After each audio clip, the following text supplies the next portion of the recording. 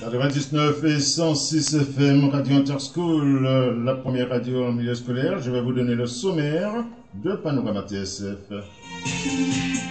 Côté philosophie, je vous parlerai du...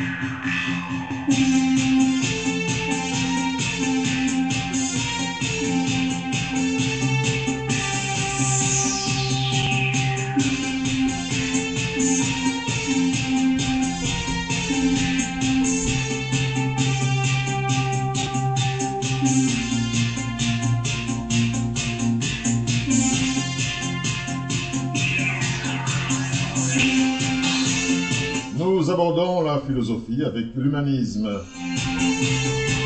Mouvement européen dès le XIVe siècle en Italie, fin du XVe siècle et XVIe siècle en France, qui redécouvrit les œuvres et les textes de l'Antiquité et s'opposa en conséquence à la scolastique du Moyen-Âge.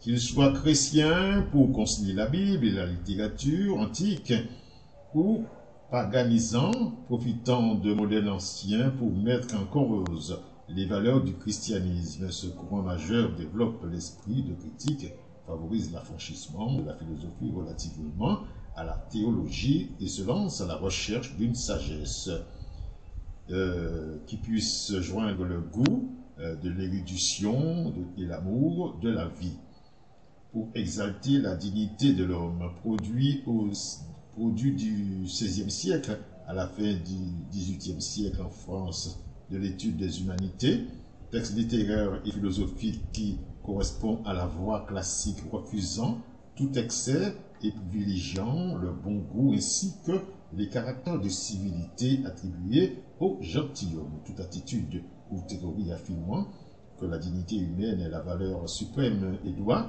donc être aussi bien favorisée plutôt que défendue entre les atteintes émanant des pouvoirs politiques, économiques, religieux, bien qu'on puisse parler d'un humanisme chrétien, etc.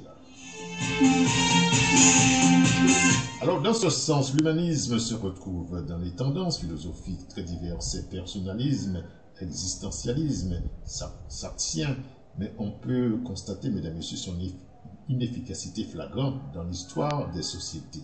De plus, une telle conception paraît impliquer une définition préalable de l'homme, ce qui risque d'avoir pour conséquence paradoxale l'exclusion de certains êtres humains hors de l'humanité au sens noble.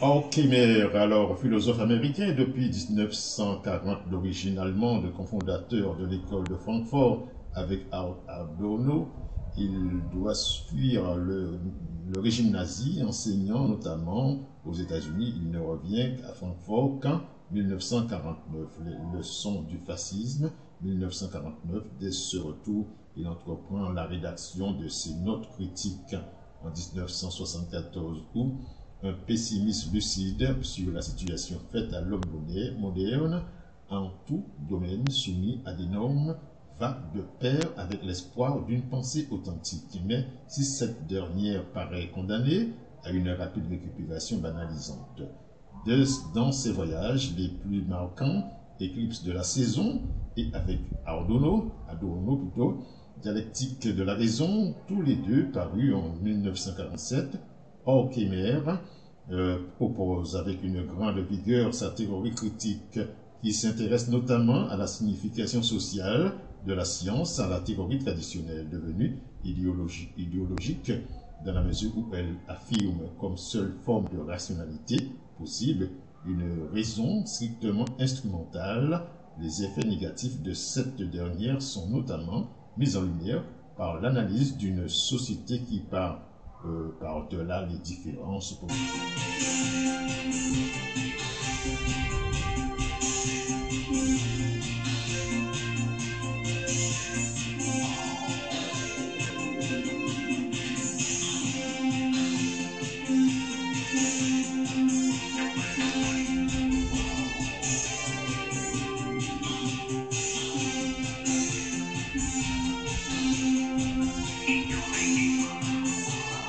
On poursuit le panorama, je vais vous parler de dialectique, art du dialogue et méthode d'interrogation peut-être mise au point par Zénon d'Élée, en tout cas pratiquée par Socrate et dont Platon entreprend la mise en forme littéraire, division logique qui aboutit à découvrir de proche en proche les concepts fondamentaux ou idées.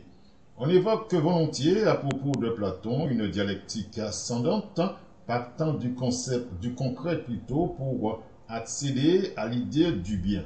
Et une dialectique descendante revenant de la contemplation du bien au quotidien, dont le mouvement complémentaire désigné dans la République et plus particulièrement dans l'allégorie de la caverne doit occuper la vie du philosophe véritable.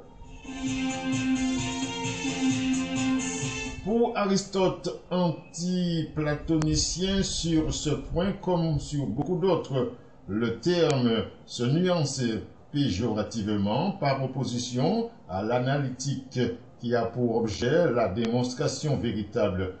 La dialectique n'a pour objet que les raisonnements élaborés à partir d'opinions simplement probables. C'est dans la même optique que Kant dans